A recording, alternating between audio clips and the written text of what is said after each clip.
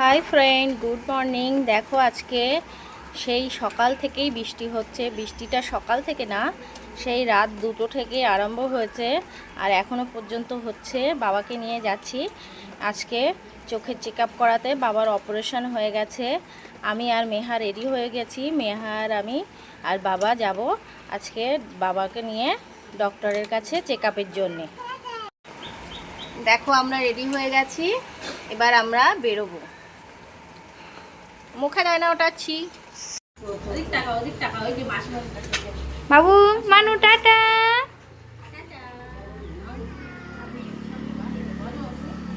এখন বাবু দিদিকে নিয়ে না ভুল হয়ে গেছে।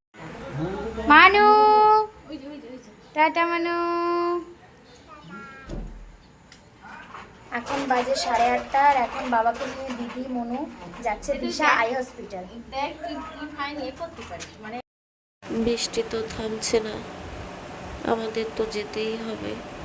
চেক আপের ডেট আছে আজকে, তাই জন্য একটা টোটো ধরে নিলাম ভ্যাবলার যাওয়ার জন্যে। জানো তো বন্ধুরা, মেয়ার শরীর একটু খারাপ।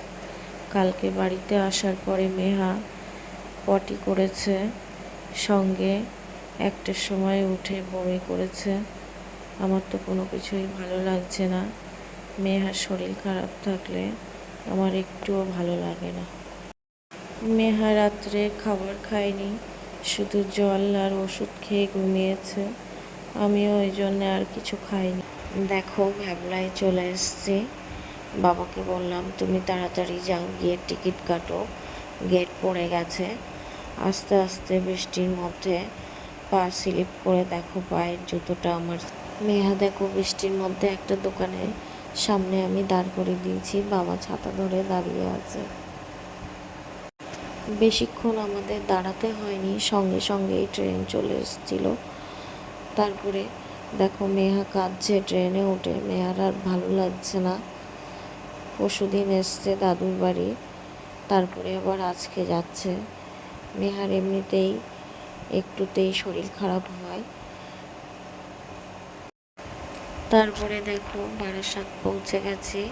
টিকিট কাউন্টারের সামনে থেকে অ্যাক্সিলেটারে করে 4 নাম্বার প্ল্যাটফর্মের দিকে যাব, যেখান থেকে দিশা আই হসপিটালের টোটো ছাড়ে সেখানে যাব। কিন্তু ওভারব্রিজে উঠে দেখি কী পরিমাণে ভিড়, আমি তো যেতেই পাচ্ছি না।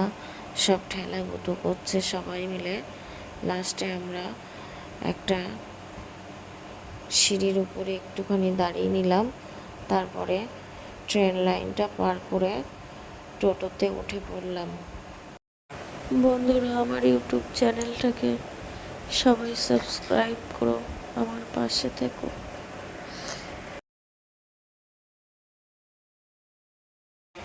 জানো তো বন্ধুরা, রাত 1টার সময় উঠে মেহা বমি করেছে। ওর শরীরটা প্রচণ্ড দুর্বল হয়ে গেছে। আমি তো এগুলো দেখতে পারি না, আমার ভীষণ কষ্ট হয়। আমি তো কেঁদে ফেলেছি মেয়ার বমি করা দেখে। কালকে হয়তো মেয়াকে নিয়ে ডক্টরের কাছে যাব, সঙ্গে মেহার পটিও হচ্ছে। মেহার কষ্ট দেখে রাত্রে আর আমার ঘুম হয়নি। মেহা রাত্রে না খেয়ে ঘুমিয়ে গেছে। মেহা খায়নি বলে আমারও আর খেতে ইচ্ছা হয়নি।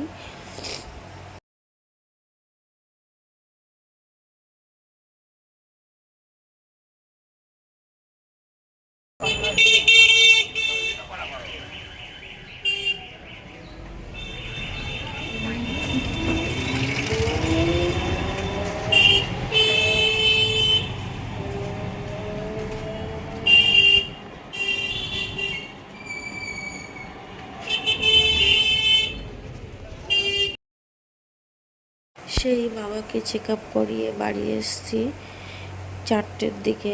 সেই সময় অল্প একটু ভাত খেয়েছিল, ডিম আর ডাল দিয়ে। তার কিছুক্ষণ পরেই আবার বমি করে তুলে দিয়েছে।